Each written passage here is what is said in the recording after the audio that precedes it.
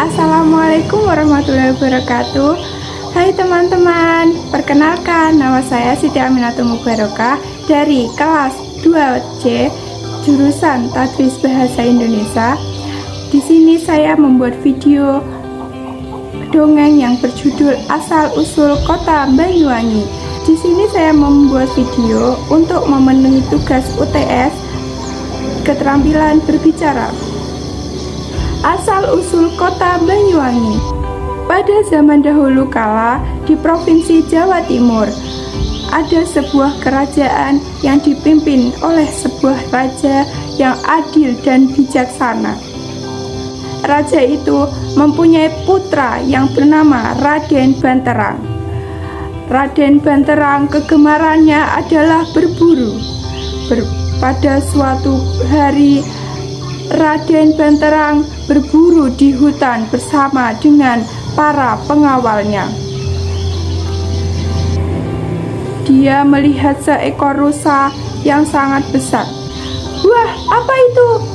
Itu rusa yang sangat besar. Jangan lari kamu, rusa. Rusa itu pun lari. Lalu Raden Banterang mengejarnya. Dia mengejar rusa itu. Tiba-tiba ia masuk ke dalam hutan dan meninggalkan para pengawalnya. Pada di tengah hutan dia melihat sungai dan meminumnya air. Air ini sangat segar sekali, ya Tuhan. Terdengar suara teriakan gadis. Dia muncul dari balik pohon. Siapa gadis cantik itu? Raden Banterang tertegun dengan kecantikannya. Dia menanyai seorang gadis itu. Wahai gadis, siapakah kamu? Kamu bidadari ataukah wanita? Iya, Raden Banterang, saya seorang wanita dari kerajaan Kalungkung. Siapakah nama kamu? Nama saya Surati, Kakang. Wah, kamu Surati, kamu kenapa kok berlari-lari? Saya di sini dikejar oleh para pengawal. Ayah saya telah gugur di medan perang, Kakang.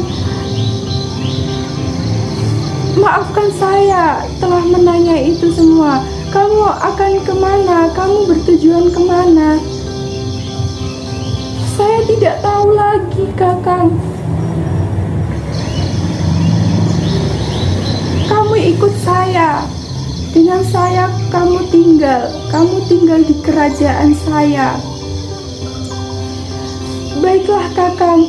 Saya akan menerima itu.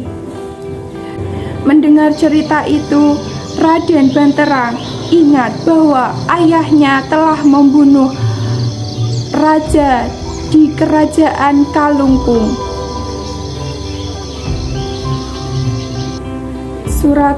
Surati pun tinggal bersama Raden Banterang di kerajaannya.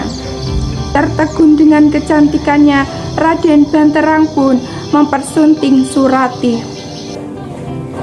Dan para rakyatnya telah menerima Surati dengan lapang dada. Suatu ketika Surati berjalan-jalan di luar kerajaan. Dan tiba-tiba dia mendengar suara teriakan. Surati! Surati! Kamu itu Surati ya? Siapakah itu? Dia memakai baju yang lusuh dan compang-camping. Siapakah gerangan? Kamu tidak ingat ya dengan saya? Ini kakakmu. Kakak? Ternyata kamu masih hidup ya? Aku dengar kamu nikah dengan Raden Banterang dari seorang raja yang membunuh ayah kita. Ini kesempatan yang bagus. Kamu balas dendam untuk membunuh Banterang. Tidak kakak, saya tidak mau. Raden Banterang telah baik kepada saya. Kamu pokoknya harus mau untuk membunuh Raden Banterang. Tidak kakak, tidak, aku tidak mau. Kalau gitu, ini buat kamu. Ini adalah kepala dari kerajaan kita. Ini kamu harus simpan di bawah bantal. Baik kakak, saya akan menyimpannya. Saya akan mengingat rumah saya. Saya akan taruhnya di bawah bantal. Lalu kakak pun pergi meninggalkan Surati. Surati pun pergi pulang, dan seketika di kamarnya ia menaruh tali ini di bawah bantalnya. Dan pada saat itu Surati pun ingin menceritakan pertemuannya dengan kakaknya kepada suaminya Raden Banterang. Pada saat itu Raden Banterang sedang berburu di dalam hutan. Berpindah ke Raden Banterang. Raden Banterang pun berjalan-jalan. Tiba-tiba ia bertemu seorang laki-laki. Laki-laki itu tidak lain kakak Surati. Kakak Surati yang bernama Rupaksa. Hei, Raden Banterang, akan kuberi sesuatu buat kamu. Siapakah laki-laki itu?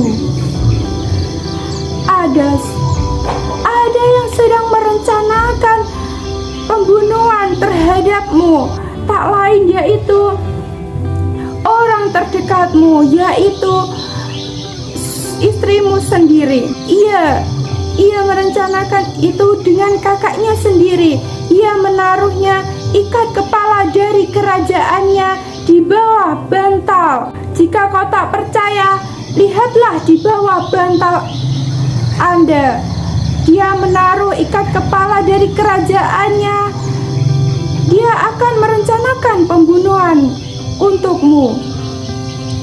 Terhasut oleh perkataan Rupaksa, Raden Banterang pun berlari untuk menuju kerajaannya. Ia berlari dengan sambil tergesa-gesa untuk menuju kerajaan. Ia berlari dengan berkata, "Benarkah perkataan semua laki-laki itu?" Pada suatu itu Surati dengan menunggu kakang-kakandanya, ia berjalan-jalan di pinggir sungai yang berada di wilayah kerajaan. Pada saat itu telah tiba Raden Banterang di dalam kamarnya. Ia melihat bahwa ada ikat kepala di bawah bantalnya. Ia langsung membara, dia mencari Surati. "Surati, kamu ternyata di situ ya? Kamu telah merencanakan pembunuhan dengan kakakmu, dengan ikat kepala dari kerajaan kamu. Kamu kenapa setega ini, Surati?" "Tidak, Kakang. Tidak seperti itu, Kakang. Saya tidak pernah merencanakan pembunuhan itu. Saya tidak percaya dengan kamu. Saya sudah tahu buktinya. Ini ikat kepala untuk merencanakan pembunuhan." "Tidak, Kakang. Kamu telah terhasut oleh omongan orang." Pada saat itu Raden Banterang telah terhasut oleh omongan orang, dan Surati pun berjanji, "Kakang, kamu tidak percaya denganku. Aku akan berjanji, jika air sungai ini berubah menjadi bersih dan wangi, saya tidak pernah berbohong, Kakang. Jika air sungai ini menjadi keruh dan bau busuk, saya berbohong, Kakang." Lalu Surati pun tenggelam di dalam sungai itu. Dan tiba-tiba sungai itu berbau wangi. Lalu Raden Banterang pun menyesali oleh perkataannya.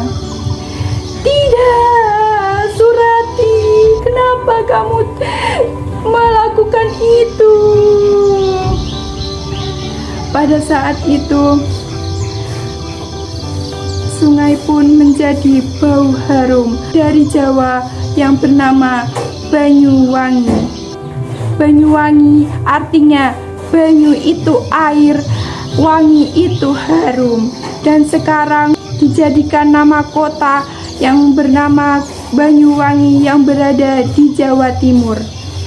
Pesan moral dari video ini adalah janganlah kamu terhasut oleh omongan orang yang belum tentu itu kepastiannya. Terima kasih, dongeng ini telah selesai. Jangan lupa subscribe.